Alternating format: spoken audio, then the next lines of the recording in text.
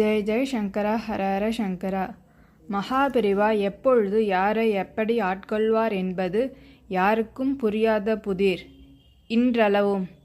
ஆனால் ஒன்று மட்டும் நிச்சயம், பூர்வ ஜென்ம சுகீர்த்தமோ தாய் தந்தை பூர்வ புண்ணியமோ இருந்தால்தான் அவர் நம்மிடம் வருவார், அனுகிரகிப்பார் என்பதில் எந்தவித ஐயமும் இல்லை.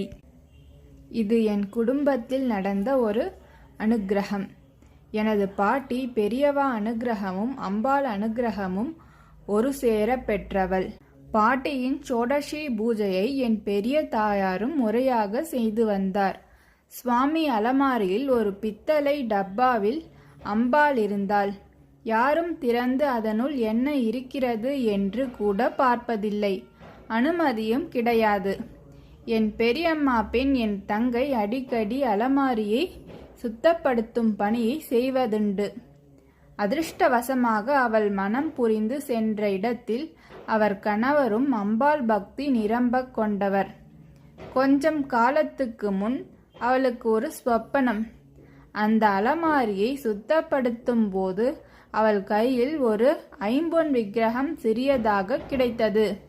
அதனை கையில் எடுத்து இந்த தேவி யாராக இருக்கும் என்று யோசித்தவாறு திரும்பி திரும்பி பலமுறை பார்க்கிறாள்.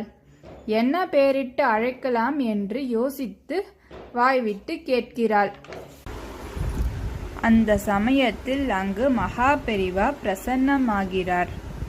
உனக்கு அவள் பெயர் தெரியணும், அவ்வளவுதானே?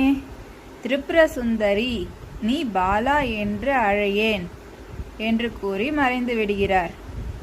இதை சமீபத்தில் அவளும் நிரூபணம் செய்யும் வகையில் அவள் ஆத்துக்காரர் ஸ்ரீ வித்யா உபதேசம் அடைந்து பாலத்ரிபுர சுந்தரி அவள் ஆத்துக்கு வந்து விட்டதை என்ன சொல்லி அதிசயிக்கிறது? அம்பாலும் பெரியவாளும் ஒன்றே என நாம் அறிவோம். அதற்கு இதுவும் ஓர் சான்று. ஜெய் ஜெய் சங்கரா ஹரஹர சங்கரா.